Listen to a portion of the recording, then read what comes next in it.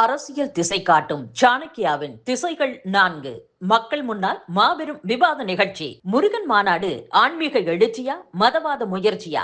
ஜூலை 19 சனிக்கிழமை மாலை 6 மணிக்கு மாஸ்டர் மகால், சம்மட்டிபுரம், தேனி சாலை, மதுரை. ராஜா, KS அழகிரி, அர்ஜுன் சம்பத், நாஞ்சில் சம்பத் பங்கேற்பு. அனைவரும் வருக, அனுமதி இலவசம். மதுரை மாநகராட்சி முறைகேடு வழக்கில் மேயர் உதவியாளரின் கணவர் கைது செய்யப்பட்டுள்ள சம்பவம் பெரும் அதிர்வலைகளை ஏற்படுத்தியுள்ளது. மதுரை மாநகராட்சி வரி விதிப்பு முறைகேடு வழக்கில் ஏற்கனவே 8 பேர் கைது செய்யப்பட்டு 11 பேர் பணியிடை நீக்கம் செய்யப்பட்டனர். மதுரை மாநகராட்சி முறைகேடு வழக்கில் முதன்மையாக குற்றம் சாட்டப்பட்ட மேயரின் உதவியாளராக இருந்த பொன்மேனியின் கணவரும் கணினி மேற்பார்வையாளருமான ரவி என்பவர் இப்போது கைது செய்யப்பட்டுள்ளார். இந்த வழக்கின் விசாரணை துவங்கியதுடன் திடீரென மதுரை மாநகராட்சியில் இருந்து ராமநாதபுரத்திற்கு பணியிட மாற்றம் செய்யப்பட்டிருந்த ரவி சமீபத்தில் பணியிடை நீக்கம் செய்யப்பட்டார். இப்போது அவர் கைது செய்யப்பட்டுள்ள நிலையில் மற்றும் ஒரு கணினி ஆபரேட்டர் பாலாஜி என்பவரும் கைது செய்யப்பட்டார்.